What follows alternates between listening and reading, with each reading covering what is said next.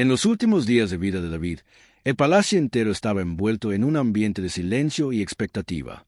El rey guerrero, aquel que un día enfrentó gigantes, lideró ejércitos y venció batallas imposibles, ahora se encontraba débil, acostado, con el cuerpo marcado por el tiempo y por la vida intensa que había vivido.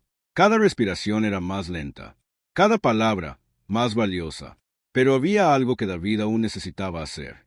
Una decisión que definiría el futuro de Israel, un legado que no podía quedar incompleto.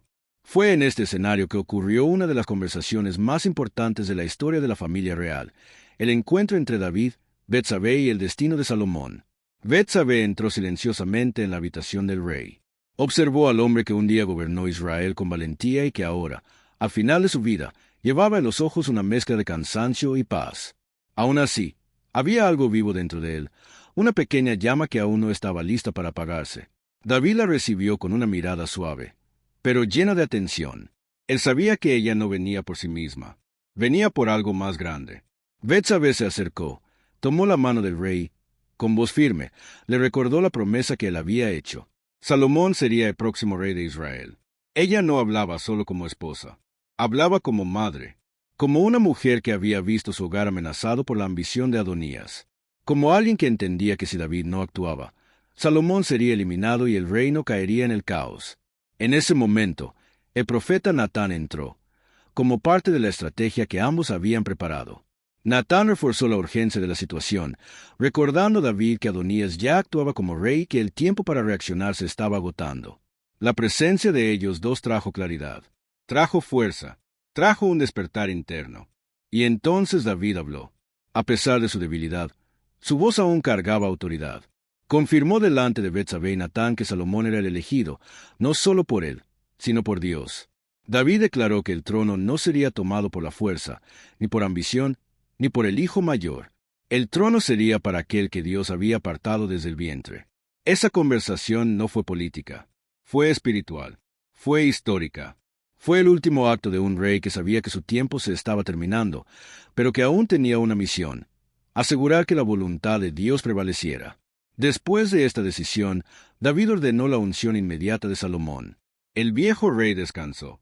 Su corazón encontró paz. Sabía que había hecho lo que Dios esperaba de él. La conversación decisiva marcó no solo el fin de un reinado, sino el comienzo de otro. Fue el momento en que el pasado se cerró y el futuro empezó a escribirse.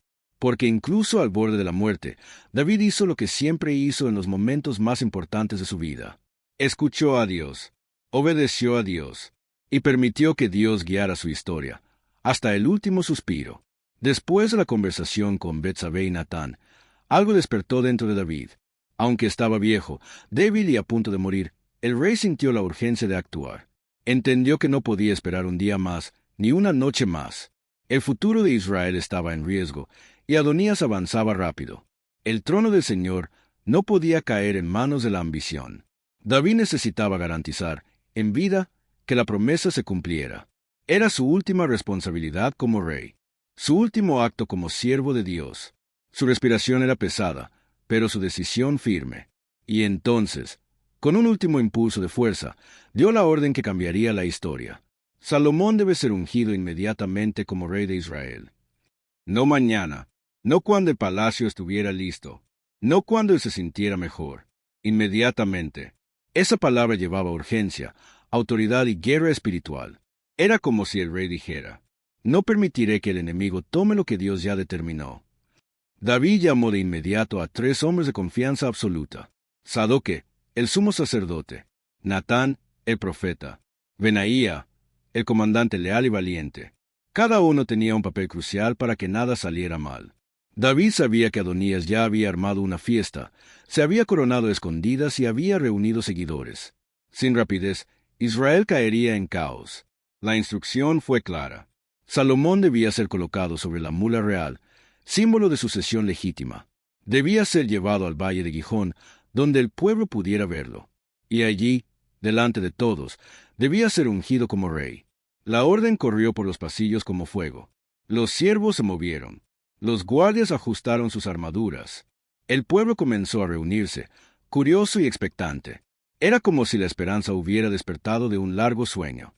Al ver el movimiento, Salomón aún era joven, pero ya llevaba el peso de la promesa. Él no pidió el trono, no luchó por el trono, no conspiró por él. Solo obedecía el llamado que Dios había puesto sobre su vida.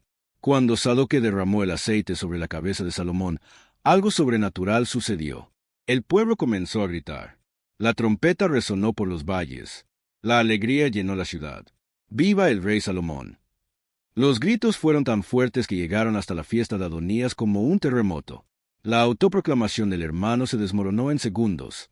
Lo que Adonías intentó tomar por la fuerza, Dios devolvió al elegido mediante la unción. La orden de David aseguró el futuro, selló la promesa, protegió a Israel y transformó a Salomón, en ese mismo instante, en el rey elegido por Dios desde el vientre. Ese fue el último gran acto de un rey que, incluso a punto de morir, aún tenía la valentía de defender el plan divino hasta el final.